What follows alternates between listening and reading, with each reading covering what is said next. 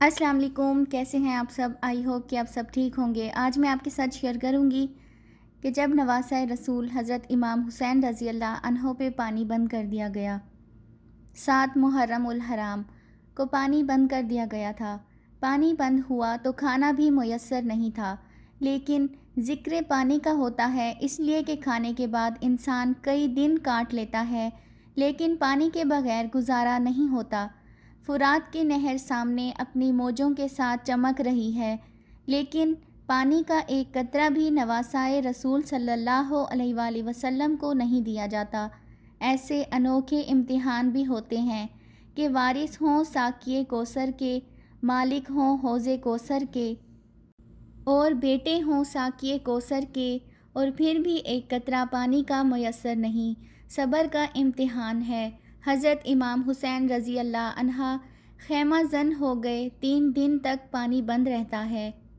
کروڑوں سلام ہو حضرت حسین پر، جو جوان علی اکبر کی لاش کو کندھوں پہ اٹھا کے خیموں تک لاتے ہیں اور پھر بھی ہاتھ ہوا میں بلند کر کے کہتے ہیں، اے مالک، حسین کی یہ قربانی بھی قبول فرما۔ وہ منظر بھی زمانے نے دیکھا جب ماں 6 ماہ کا علی اصغر ہے اور حضرت امام حسین ہاتھوں پہ لے کے فرات کے کنارے پہ کھڑے ہیں۔ یہ تمام حجت تھی، پانی کے محتاج نہیں تھے۔ کوثر چھلک کے قدموں میں سلامی دینے آتا، یہ پانی کا مسئلہ نہیں تھا، اتمام حجت تھی۔ کہاں تمہاری لڑائی میرے ساتھ ہے؟ اس 6 ماہ کے بچے نے تمہارا کیا بگاڑا ہے؟ پھر بھی پانی نہیں ملتا۔ 2 شاخہ تیر آتا ہے اور 6 ماہ کے بچے کا حلق تیر کاٹ جائے۔ حلق پہ تیر نہیں لگتا بلکہ باپ کے کلیجے پہ لگتا ہے، باپ کا کلیجہ کٹتا ہے، لیکن خون ہاتھوں میں لے کے آسمان کی طرف اچھال کے کہتے ہیں، مالک، حسین کی یہ ننھی قربانی بھی قبول فرما۔ حضرت امام حسین نے مقام بیدہ پہ کہا تھا، لوگوں، مجھے پتہ ہے میرے ساتھ وہاں کیا ہونے والا ہے۔